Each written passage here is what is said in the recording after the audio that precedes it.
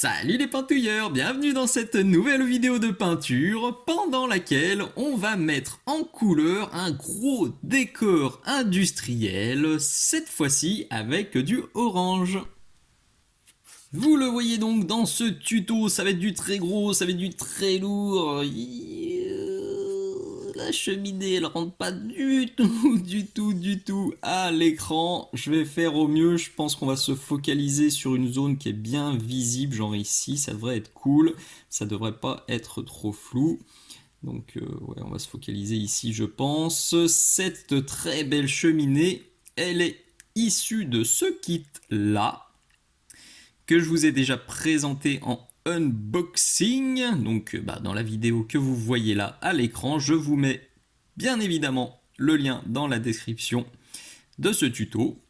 Et avant de commencer, je remercie de nouveau Manu de chez click29-hobby.fr, notre nouveau partenaire qui m'a envoyé ce très beau décor pour pouvoir vous le présenter, pour pouvoir faire un petit tuto. Je vous mets aussi le lien de leur excellente boutique dans la description de cette vidéo. N'hésitez surtout pas à aller y faire un petit tour. Dans la description, vous trouverez également toutes les peintures et tout le matériel que j'ai utilisé pour cette vidéo, donc pensez bien à la lire.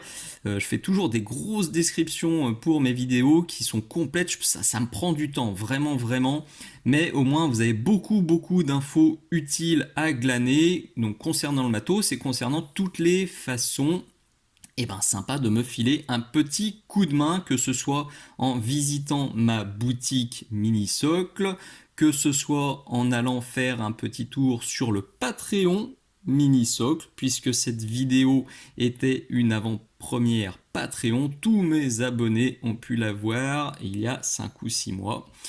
Et vous pourrez aussi trouver toutes les façons de me filer un petit coup de main si vous avez des décors qui ne vous servent pas à la maison, si vous avez des pitous, des rabios qui ne vous servent plus et que vous voulez les voir sur la chaîne dans des vidéos qui pourraient servir à tout le monde. N'hésitez surtout pas à me contacter pour en discuter. Donc pour ce gros décor, je vais partir sur du bicolore. J'ai envie de peindre le bas et le haut, donc cette partie-là, en orange, alors que le milieu sera beige, comme je vous l'ai déjà montré dans le tuto du container qui est là. Et je pense que toute la passerelle qui est autour sera aussi beige. C'est pour ça, donc la passerelle, je ne vous la montrerai pas parce que ça va être exactement le même processus que là et le même processus que dans le tuto container. Donc si le rendu beige vous intéresse, allez faire un petit tour sur la vidéo correspondante et vous aurez toutes les astuces. Globalement, ça va être exactement le même cheminement. Vous allez le voir, on va baser en métal de partout, puis on va faire un gros jus sur tous les métaux, puis on va baser les parties orange en 2 étapes qu'on va ensuite venir abîmer. On va venir poser du weathering, des battle damage, puis de nouveau un gros jus et on finira par de l'oxydation et normalement ça devrait être sympa. Alors pourquoi bicolore? Parce que je me suis dit qu'un énorme élément comme ça, si je le faisais uniquement blanc, franchement ça allait être tristoun. Alors tristoun à la peinture, ça allait me gonfler, très franchement. Et tristoun sur la table de jeu, ça allait pas bien sortir, ça allait faire une grosse biroute blanche en plein milieu de la table. Je me suis dit que ça allait pas être Jojo. Là, avec le bas et le haut orange, je pense que l'impact visuel il va être très fort et que ça va ressortir de loin, d'autant plus qu'un schéma orange plus beige plus le bleu-vert des oxydations, c'est un truc qui marche parfaitement bien, c'est testé et approuvé sur des pitous et sur des décors, donc là je suis sûr que comme c'est cet élément là qui est vraiment au centre de ma table, je suis certain qu'on le verra et que l'impact visuel il sera vraiment costaud.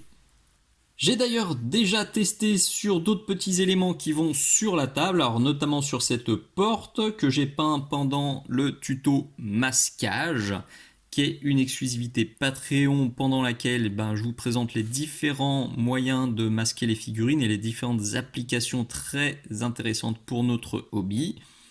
Donc là, c'était la petite porte. J'ai aussi fait ça sur cet élément, alors sur lequel j'ai essayé de pousser les ombrages un peu plus fort. Donc c'est pour ça que le rendu est plus sombre, mais ça confirme que le beige plus le orange, ça marche très bien. Et d'ailleurs, petite parenthèse intéressante, notez que tout ce que je vais vous présenter aujourd'hui, ça peut parfaitement être réutilisé sur une figurine parce que j'ai ce petit élément de décor, là, ce petit pion objectif que j'ai utilisé, que j'ai peint exactement avec la même technique que ce que je vais vous montrer là.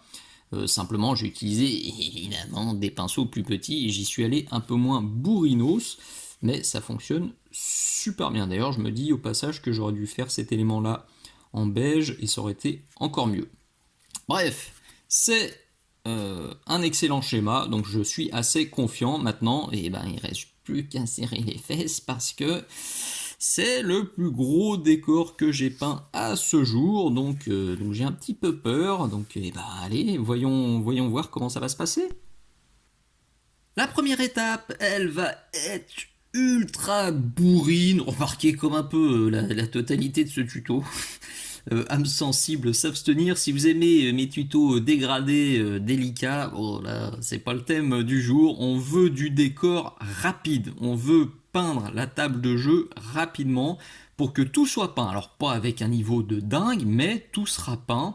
Et c'est moins démoralisant, c'est moins chiant que les techniques, les tutos où vraiment on s'applique sur chaque petit élément. Vous allez le voir, comme dans le container, là je vais bourriner de ouf. Il y a plein de trucs dont je vais totalement faire abstraction.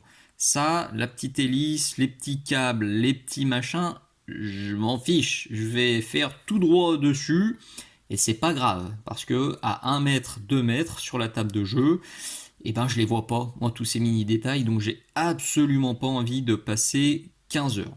Donc, je le redis, c'est vraiment du tuto rapide pour vous montrer qu'on peut aller vite sur les décors, qu'on peut peindre vite une table de jeu et que ça sera toujours 1000 fois plus sympa qu'une table de jeu avec des décors juste en plastique ou juste sous-couchés.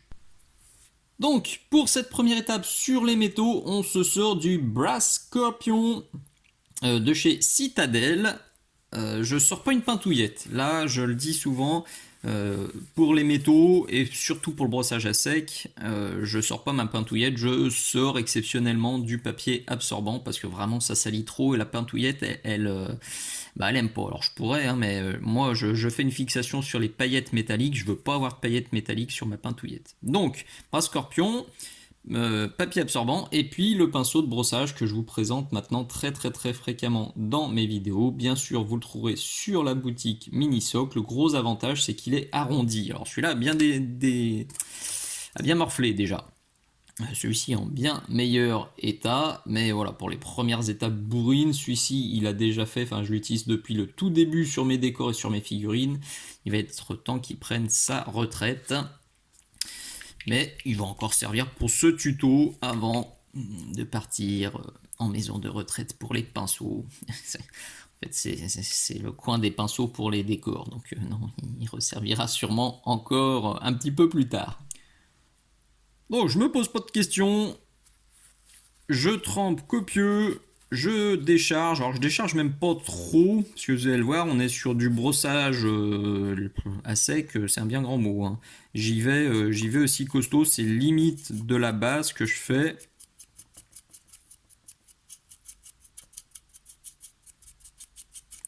Je veux quand même que les zones métalliques ressortent bien, parce que derrière elles vont se prendre des étapes bien crades. Donc si on les fait pas bien ressortir au début, on les verra pas du tout. Ce qui est dommage, puisqu'on va quand même y passer un peu de temps. Alors, hein, oui, et ça y est, j'ai mis en mode la machine bourrine. La bourrine machine. Mais qu'est-ce qu'il fait? Il est zinzin, c'est pas la bonne chaîne. Si, c'est moi, je vous jure. C'est tellement jouissif de faire ça de temps en temps. Là, je viens de finir de tourner le drapé violet. Là, où j'ai passé énormément de temps sur ce petit tissu. Enfin, énormément, j'exagère un peu. En plus, la recette a été facile, ça s'est fait tout seul. Mais j'ai passé plus de temps. En tout cas, je me suis vachement plus appliqué que maintenant. Bon, rassurez-vous, je vais pas vous tourner l'intégralité du brossage à sec parce que là, j'en ai par contre là quand même pour un petit moment, même si je réfléchis pas, il y a de la surface. Donc je vais baser toutes les surfaces métalliques et si je déborde, je m'en fiche totalement puisque ça m'intéresse même que le métal par endroit dépasse sur les surfaces qui seront pas en métal et vous le verrez plus tard. La peinture de ces surfaces-là débordera aussi sur le métal, ça va être un mix. L'idée, c'est en fait de se dire que l'intégralité de cette cheminée, elle a été peinte en orange ou en beige, et à certains endroits, on voit apparaître le métal parce que ça s'est usé, parce que la peinture s'est écaillée, parce que ça a pris des impacts de balles, etc. etc. Donc, aucun stress si vous débordez à droite, à gauche, vraiment, on s'en fiche. Donc là, vous mettez une petite vidéo sympa, un petit podcast, un petit truc à écouter et vous bourrinez. Comme je vous le disais, j'y suis pas allé avec le dos de la louche. Là, j'ai débordé. Là, il y a des endroits où c'est juste tapoté pour mettre un peu de métal. Je vous le redis, on s'en fiche de toute façon. Là, c'est les étapes préliminaires. Ça va encore beaucoup changer. Donc, intéressant. Alors, j'ai commencé avec lui que je viens de nettoyer. Et j'ai quand même fini avec lui, un autre très bon pinceau de brossage que j'ai mis aussi sur la boutique Mini Socle. Parce que là, pour le haut, il y avait tellement de métal, avec le petit, j'allais m'arracher les cheveux. J'ai mis seulement 10 minutes pour faire la totalité, donc voilà, ça commence très fort. J'ai oublié de faire là, et voilà, typiquement. Et c'est pas grave, on mettra de la peinture orange ici. Et ça va cacher la misère à la perfection. La prochaine étape va être tout aussi crasse-pouec et va consister à badigeonner du Drakenhof Nightshade sur l'intégralité du métal. Mini parenthèse super importante, vous le voyez là, les deux que j'ai utilisés, ils sont tout propres. Une fois que vous avez terminé votre étape de brossage, lavez immédiatement vos pinceaux. Ne les mettez pas de côté en vous disant ouais, je fais mon lavis et puis je laverai quand ça sèche. Non. Le brossage, rien que le fait de brosser, ça abîme le pinceau. Et si en plus vous laissez la peinture se glisser et sécher entre les poils, votre pinceau il est mort. Moi le pinceau de brossage, ça fait au moins 6-7 mois que je l'utilise. Il n'est pas beau, soyons honnêtes, mais il n'est pas affreux, il est encore utilisable. Celui-ci, vous voyez, je viens de le laver, il est comme neuf. On dirait même que je ne l'ai pas utilisé tellement il est propre. Il y a quand même un peu de... J'ai oublié un peu de Brass Scorpion ici, mais je les lave immédiatement. J'ai fait une petite vidéo sur l'entretien des pinceaux, je vous remets la petite bannière qui est ici. Vous trouverez ce tuto dans la playlist des techniques générales. C'est toujours pratique de remettre un petit peu les idées au clair sur comment bien nettoyer ces petits pinceaux.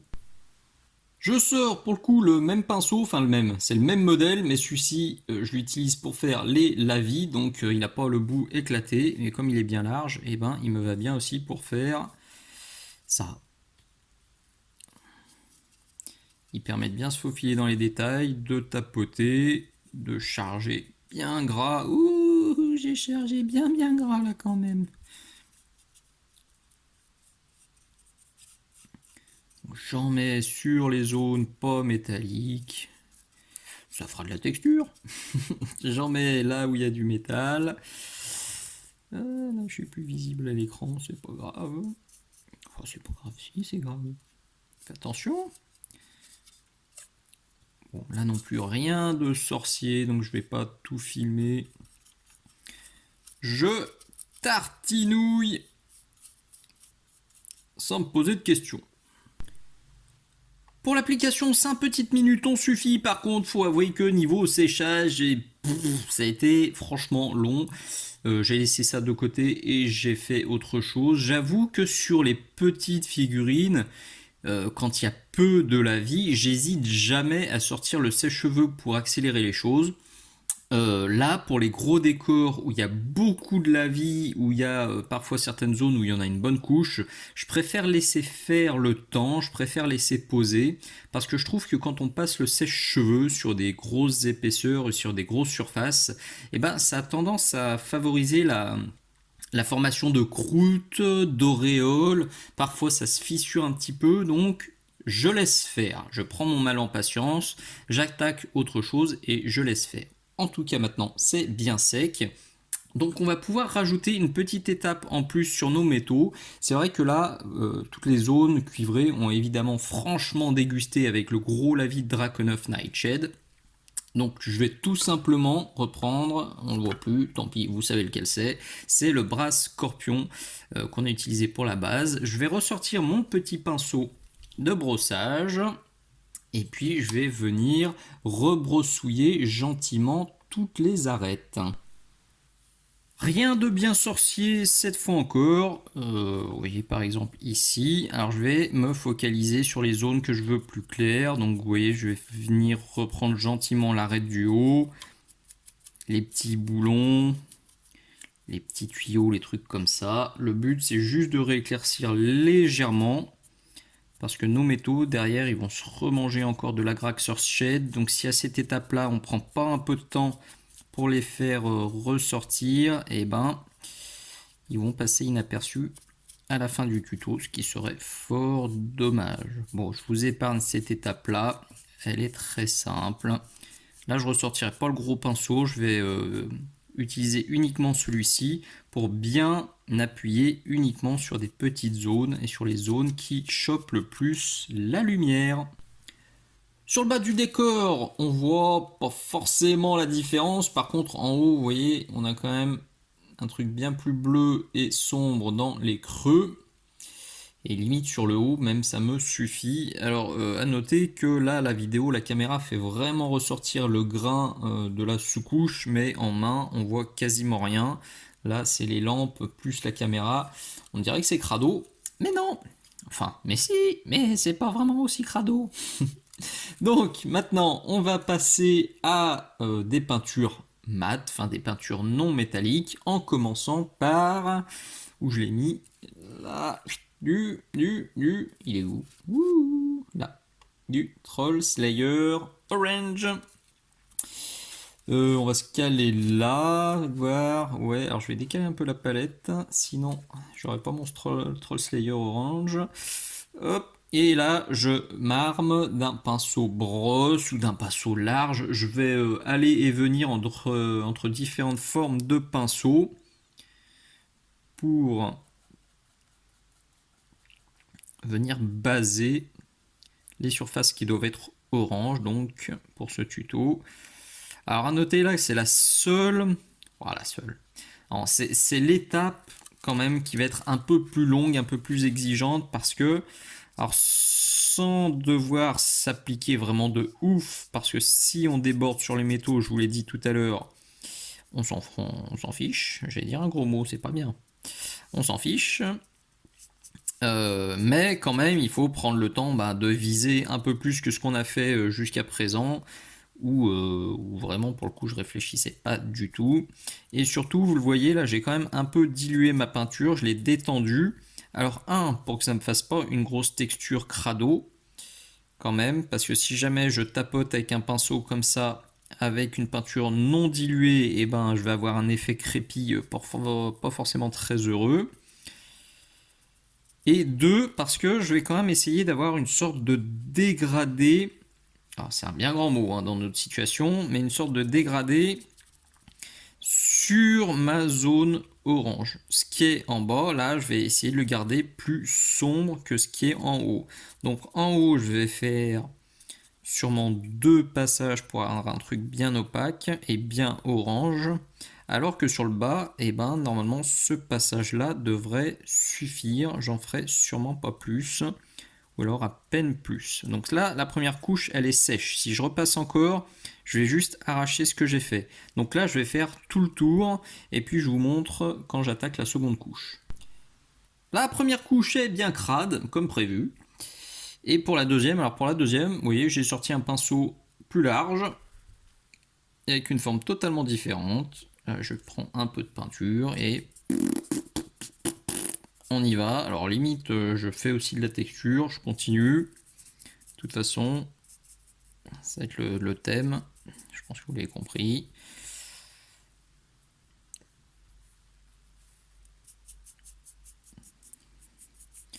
Je cherche pas, je cours pas après un orange bien opaque, bien joli, bien posé. C'est pas du tout le délire. Il va être tellement amoché ce décor après que ça sert à rien non plus de trop s'acharner sur les couches de base. Faut que ce soit orange, faut quand même qu'on voit bien la différence. Mais faut pas s'arracher les cheveux. Là où on peut tirer, on tire. Là où on peut pas, eh ben on tire pas. Là où ça fait des auréoles, ça fera des auréoles. Et on dira qu'on l'a fait exprès. Et là où ça fait vraiment des très grosses auréoles et personne ne croira qu'on l'a fait exprès, et ben on fera du cache-misérine sans aucun problème. Oh, là je tapote même, vous voyez, parce que là il y a des coups de pinceau qui sont pas beaux au milieu. Hop là, allez, je fais mon mur, je fais mon béton ciré. C'est l'instant déco. C'est cadeau, c'est pour moi. Hop, oh mon dieu. Ah, j'exagère un peu là, stop. Je pense qu'un deuxième coup ne suffira pas. Je vais passer un troisième coup en insistant encore plus vers le haut parce que vers le bas, je pense que ça suffit. On a quelque chose qui est plutôt pas mal, donc là où on est presque opaque. J'aurais pu encore en passer, mais bon, le Troll Slayer, là, il couvre pas super bien sur le noir. J'ai déjà dû faire 3 passages. Ça suffit. Maintenant, on avance. Donc, eh ben, je vais reprendre du Troll Slayer, toujours le même, et je vais venir accentuer les boulettes que j'ai fait. Vous voyez, là, j'ai débordé comme un goretto. Là aussi, et bah, tant mieux j'ai envie de dire, parce que on va commencer à créer nos écailles de peinture. Alors attention, parcimonie, là je prends un pinceau qui est défoncé, vous le voyez, de la peinture qui est quasiment pas diluée, par contre je décharge quand même, et je vais venir tapoter sur mes zones de métal pour donner l'impression que, eh ben, avant il y avait de la peinture orange et qu'elle a sauté. Alors là, c'est à vous de doser. Soit vous voulez mettre beaucoup de orange et recouvrir quasiment tout le métal, soit au contraire, vous voulez laisser le métal le plus apparent possible. Là, il y a vraiment les deux écoles possibles. Là, je commence avec un pinceau défoncé. Et je vais ensuite faire la même chose avec de la mousse de blister parce que vous voyez la mousse de blister, on le voit ici, je l'ai fait par exemple avec le beige, et ben la mousse de blister permet de faire des impacts plus nets et avec une forme un peu plus aléatoire. Le pinceau, voilà, c'est des taches de peinture qui sont plutôt arrondies. Avec la mousse de blister, on a quand même un peu plus de variabilité. Alors le pinceau, vous voyez, je triche quand même un peu. Je vais le pencher à droite, je vais le pencher à gauche. Je vais essayer de bidouiller un peu pour quand même avoir un rendu assez sympa. Alors je pense quand même, je commence à en mettre là, mais je pense que cette grosse turbine, je vais pas en mettre dessus. Peut-être pas, c'est pour peut-être les petites vannes un tout petit peu. Je vais regarder à droite, à gauche où j'en mets pas.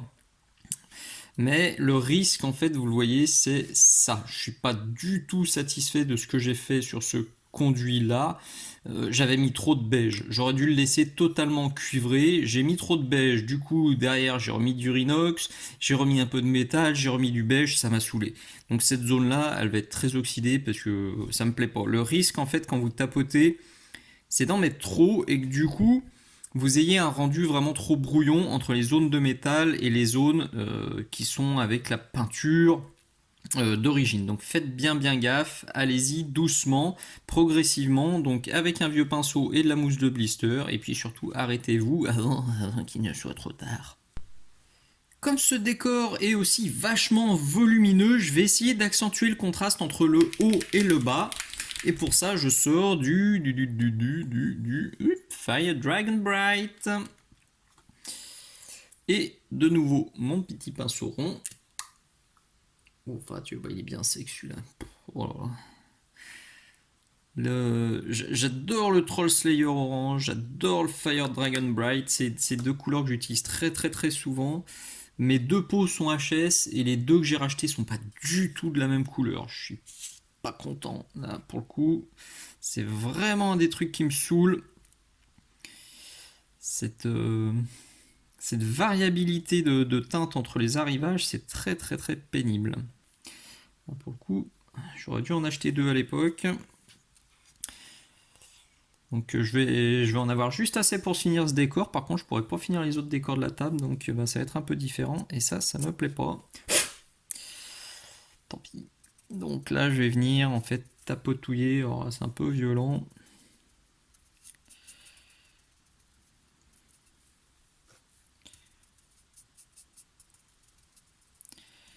Sur le haut du volume en fait.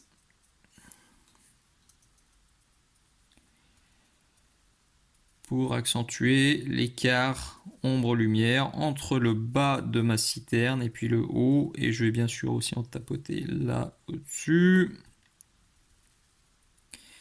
Et puis sur les autres petites zones. Comme ça. Et alors pour aussi, comme la démarcation là va pas être belle, hein, je m'y attends, je prendrai avec de la mousse de blister et je vais venir tapoter avec le Fire Trial, vous m'avez compris, avec la couleur claire, là sur la zone intermédiaire. Et puis je ferai aussi quelques petites écailles de la même teinte. Et si c'est trop violent, je repasserai un peu de Troll Slayer orange. De toute façon, il y en a sur la palette.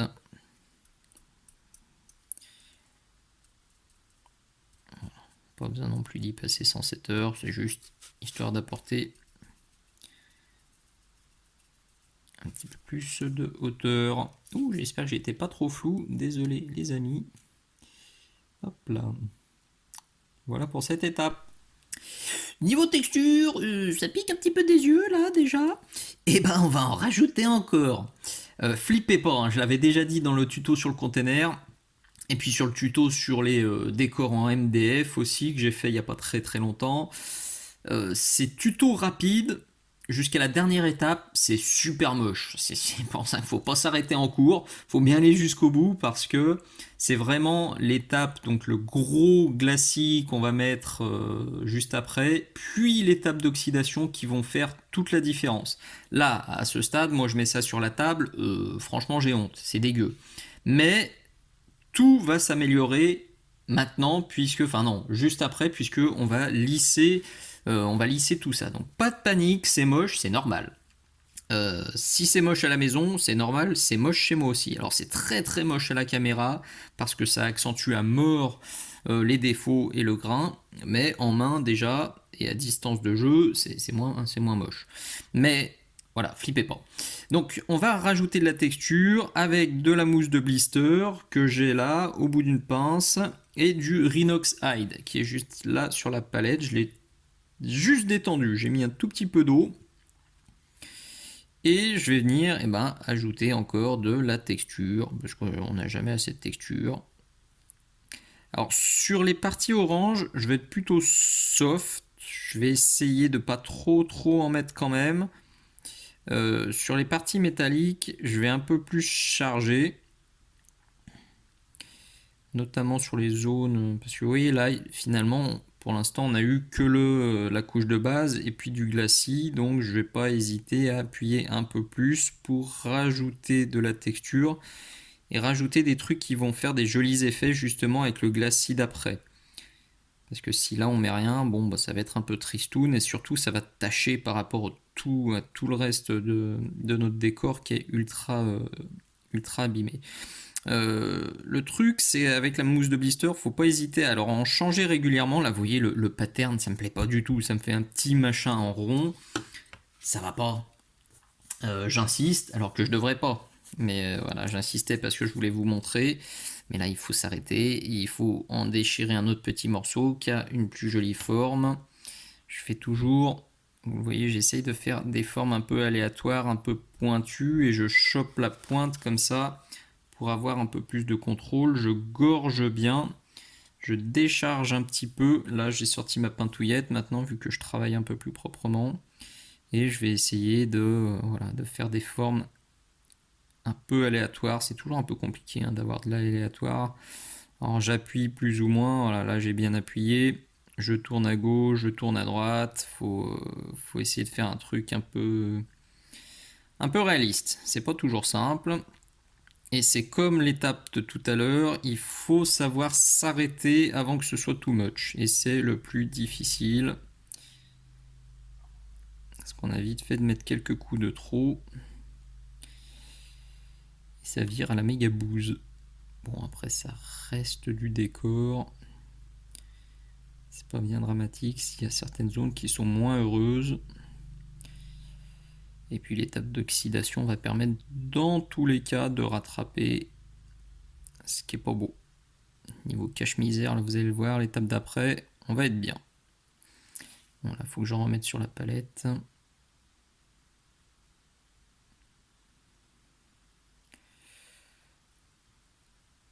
Allez, vous avez compris le principe.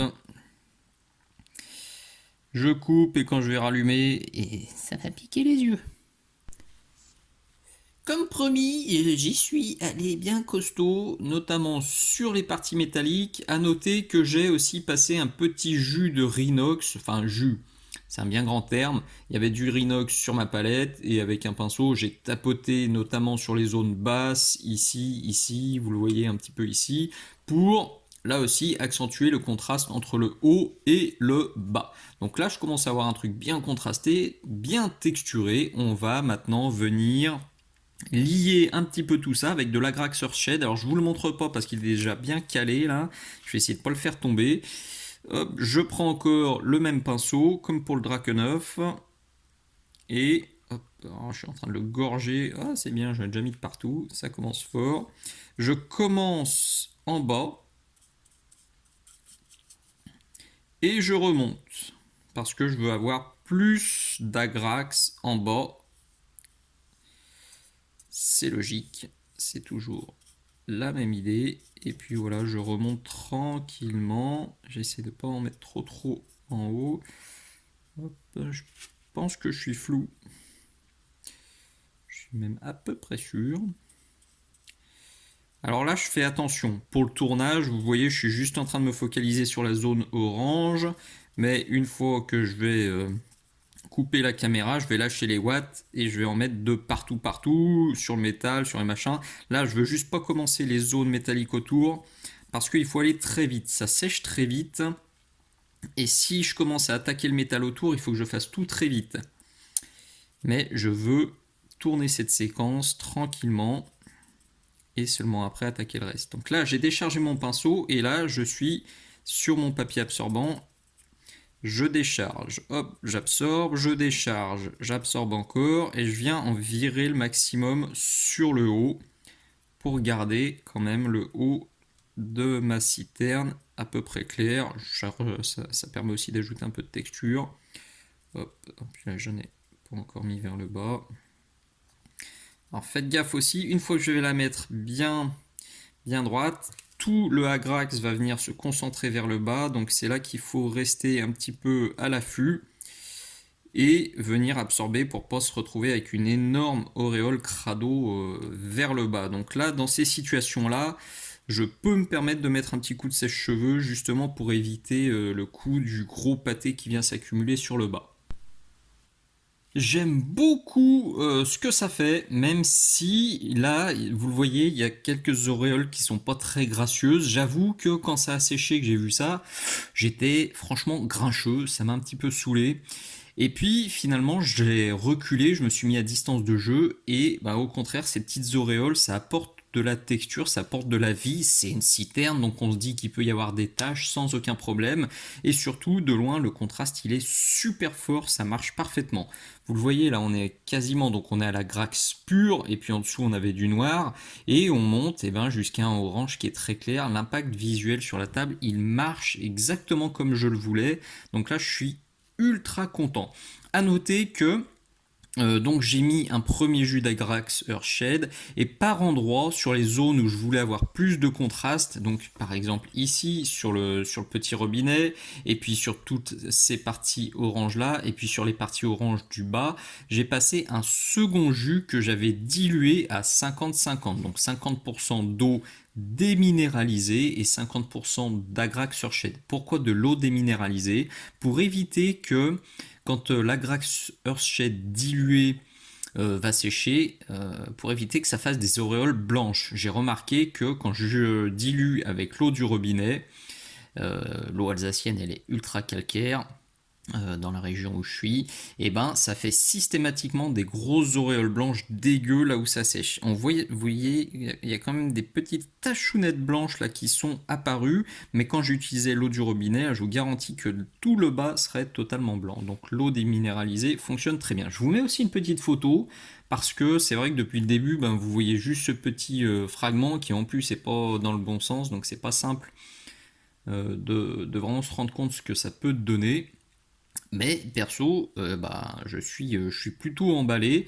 Le combo orange plus blanc marche très bien et vous pouvez voir déjà ce qu'on va faire maintenant. On va oxyder pour rajouter encore de la texture, de la vie. Et puis cette troisième couleur, ce bleu vert qui va encore plus faire ressortir le contraste entre le blanc et le orange. Pour l'oxydation, je vais utiliser ces trois-là. Alors, les deux premiers, vous les avez déjà vus sur la vidéo du container. Et pour ce tuto-là, j'ai rajouté aussi celui-ci. Tout simplement parce qu'on a vraiment là un gros élément de décor. Et que du coup, avec juste ces deux-là, j'étais pas super satisfait parce qu'il y a certaines zones où je trouvais le résultat trop clair. Je vous l'avais déjà expliqué dans le tuto sur le container. Le gros risque, en fait, quand on remet de l'oxydation, c'est d'en mettre trop et de flinguer le contraste. Vous comprenez bien que cette zone-là, j'ai fait en sorte que le haut soit clair et le bas soit foncé. Et si je viens rajouter des teintes très claires avec l'oxydation, donc avec celui-ci ou avec celui-ci, dans les zones qui sont foncées, ça va me faire clair, clair, et au final, je me serais pris le chou à faire un joli contraste que je vais totalement ruiner à la fin. Et c'est dans cette situation-là que des petits jus de cette troisième couleur qui est plus foncée vont bien aider. Donc vous voyez le boulot. J'en ai mis plus ou moins, j'ai tapoté. Le but du jeu, là, ça va être de faire quelque chose d'assez aléatoire. Là, sur cette zone-là, j'ai chargé à mort. Donc, ce côté-là, j'essaierai de charger un petit peu moins. En tout cas, moi, j'aime beaucoup, vous le savez, j'aime quand une figurine est oxydée. Alors, des décors, c'est encore plus vrai. Mais libre à vous, évidemment, d'en mettre moins que moi. En tout cas, je vais vous montrer comment j'ai procédé. L'idée, ça va être de badigeonner celui-ci dans un premier temps, puis de rajouter de la profondeur et des zones beaucoup plus claires avec celui-ci. Celui-ci est super dangereux, vous allez le voir pendant que je l'utilise. Le gros problème avec celui-là, c'est qu'il sèche super vite et qu'il forme très vite une pellicule qui est pas très gracieuse.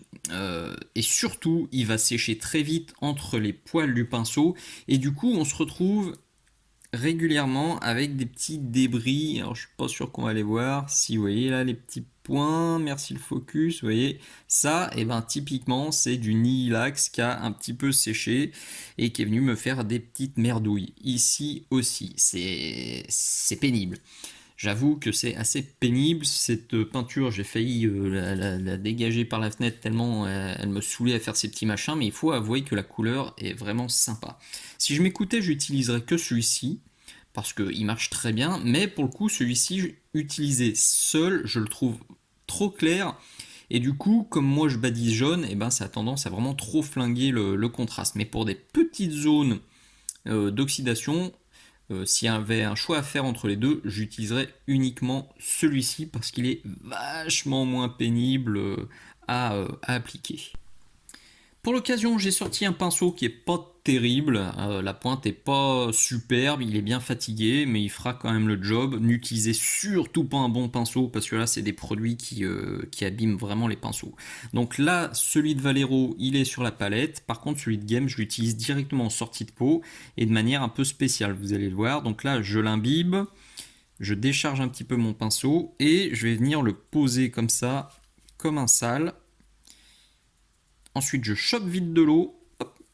Là, je suis allé gorger mon pinceau d'eau et je viens l'étaler. Et en faisant ça, on limite un petit peu l'effet dont je vous parlais, mais qu'on va de toute façon voir apparaître assez rapidement. Donc là, j'en mets là. Là, je vais en mettre un max sur le petit cartouche. Je rince. Je mets un peu d'eau. Et je viens l'étirer comme ça, gentiment. Allez. Encore ici sur les tuyaux.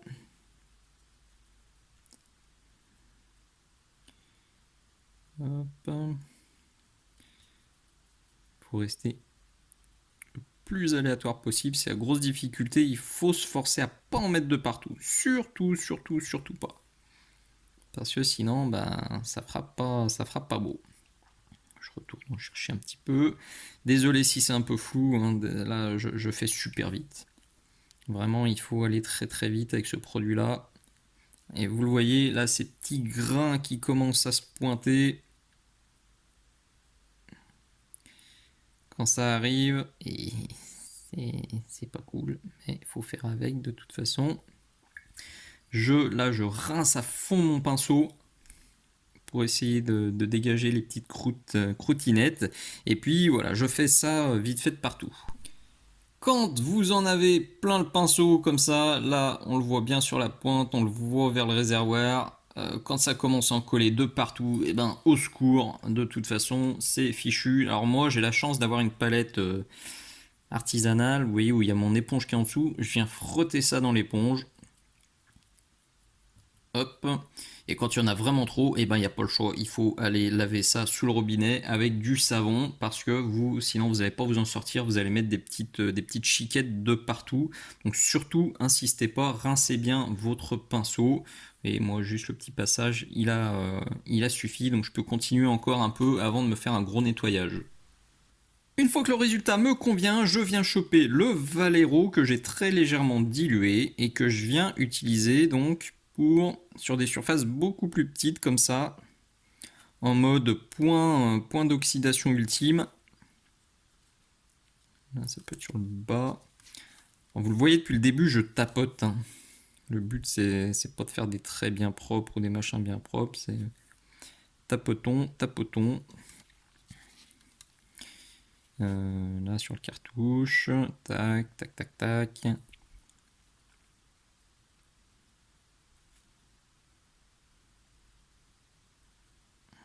On glisse un tout petit peu par là, un peu là. Ouh, non, c'est pas beau. Là, vous voyez, il y a une merdouille qui s'est glissée. Bon, je m'acharne pas non plus. Et puis là, je reprendrai peut-être avec le vert. Alors, faut essayer de faire un truc, pardon, pas trop symétrique. Bon, là, c'est bien. Bon, pour le coup, j'en ai pas du tout mis là en bas. Il faut quand même que j'en mette un petit peu avec l'autre. Non, d'ailleurs, je le remettrai avec le troisième, le Blue Green, qu'on va pouvoir sortir maintenant. Donc c'est typiquement ici que je vais l'utiliser parce qu'on est sur une zone qui est très sombre et que j'ai pas envie de trop rééclaircir. Donc là, je le dilue. Je le dilue bien et... Voilà.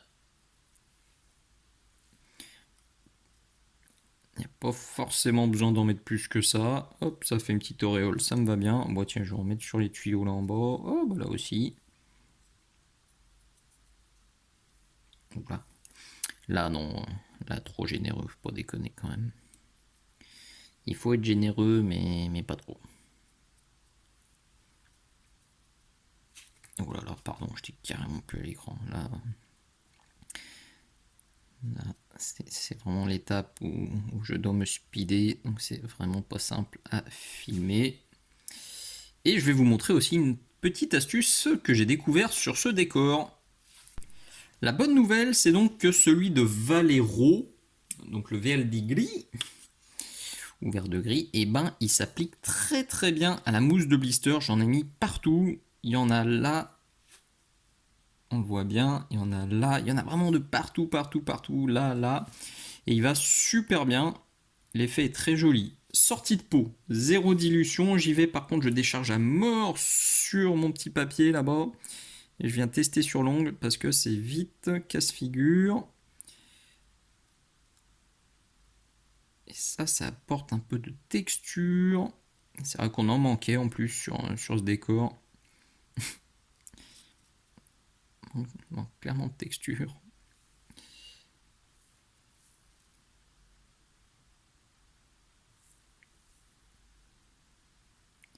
Ça permet aussi de cacher un peu la misère s'il y a une zone qui vous plaît pas trop. Si vous avez une grosse auréole, vous venez taper ça au milieu et ça va la planquer. Oh là là, j'étais encore sorti de l'écran. Il est temps que ce tuto se termine. Je fais porte nawak. Ça c'est trop.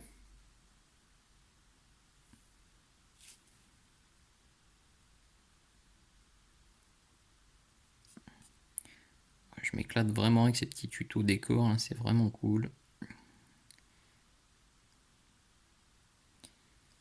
Là, je vais chercher quelques ruines maintenant. Il manque de murs là sur ma table pour se planquer. J'en cherche encore d'ailleurs. Si vous avez des ruines, je crois que c'est les Rizza ruines ou un truc comme ça, ou d'autres ruines un peu industrielles. Si vous en avez, il y en avait dans Warhammer Conquest. Et ben ça m'intéresse vachement.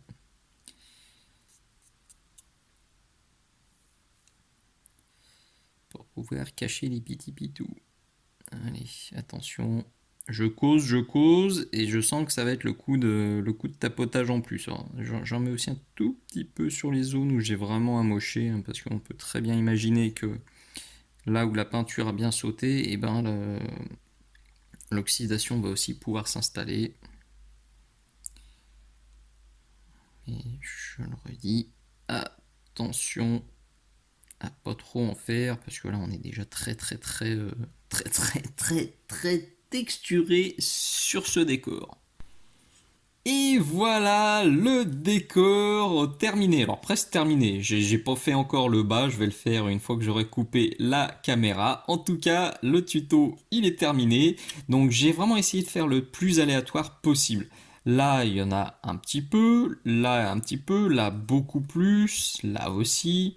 J'essaie quand même de mettre ça, enfin de réfléchir entre guillemets pour mettre plus d'oxydation là, enfin dans les creux, là où l'humidité va plutôt se caler. Là, typiquement, par exemple, moi je trouve qu'il y en a trop. Mais dans la nature, quand je regarde des zones d'oxydation, eh ben, il y a certaines zones où je me dis, mon Dieu que c'est moche, j'aurais jamais fait comme ça. Ouais, mais la nature a fait comme ça. Donc, faut aussi que je me fasse violence parfois. J'aime pas, je trouve que c'est trop violent ou pas assez, mais c'est comme ça que ça fait naturel. Là, il y en a trop, là, je trouve aussi qu'il y en a trop. Je laisse. Pas de souci, c'est comme ça va apporter du réalisme, parce que si vraiment je faisais que des zones d'oxydation qui me plaisent à 100%, et ben je suis certain que ça ferait super artificiel. Nous voilà donc au bout de ce nouveau tuto, j'espère que ça vous aura vraiment donné envie de peindre aussi vos décors. Vous l'avez vu, c'est que des techniques simples et qui sont pas très longues, honnêtement. Alors là, j'ai pas regardé le temps final, le décor était quand même vraiment balèze. J'ai regardé une vidéo et demie, presque deux vidéos sur le net, donc je dois être à 2-3 heures sur cet énorme décor. Franchement, je trouve pas ça déconnant et je suis certain que si j'avais passé mon temps à faire tous les petits détails, tous les petits zigouigouis, tous les petits machins, je me dis qu'au bout de 3 heures, j'aurais juste fait les bases et peut-être un ombrage et c'est tout. Et le résultat me plairait moins. Là, c'est super amoché, ça fait bien réaliste et je me suis détendu, je me suis amusé.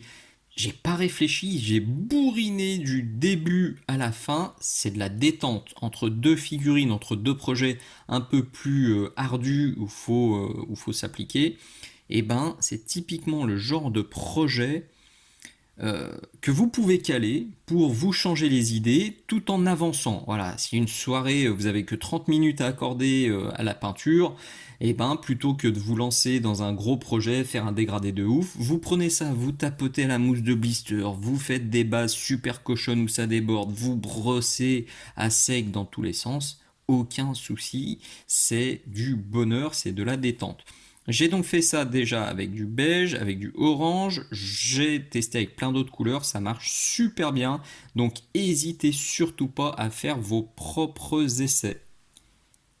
Je le dis encore une dernière fois, n'hésitez surtout pas à venir me filer un petit coup de main sur Patreon si vous avez envie de me remercier pour tous ces tutos 100% gratuits, 100% publics. Je pense que celle-ci, ça va être la 160e vidéo totalement gratuite sur mon YouTube. Donc si vous voulez me filer un petit coup de main et me remercier pour tout ça, et ben ce serait vraiment adorable sur Patreon. Il n'y a pas de petite contribution, il n'y a pas de petit soutien. Si vous venez un mois au premier palier, et ben c'est déjà très bien et c'est 1000 fois mieux que rien du tout. C'est le gros intérêt de Patreon, c'est que c'est très flexible. Vous allez et vous venez quand vous avez du temps pour peindre, quand vous avez envie, quand vous avez les moyens de me soutenir aussi. Vous serez les bienvenus et ça sera vraiment super cool. Et si vous n'avez pas les moyens financiers pour me soutenir, un partage, un commentaire, un abonnement, des bisous, des poutous, des encouragements, tout ça je prends. Ce qui est le plus important, c'est le bouche à oreille. Pensez s'il vous plaît à parler de mini-socle à vos amis, dans vos assos, dans vos groupes de joueurs, dans les magasins où vous allez, etc. etc. C'est vraiment le bouche à oreille qui permet à tout ce contenu 100% public, 100% gratuit de perdurer. Donc n'hésitez pas à prêcher la bonne parole de Minisocle le plus largement possible. Allez, merci d'être allé jusqu'au bout. Je vous dis à très bientôt. Ciao, ciao.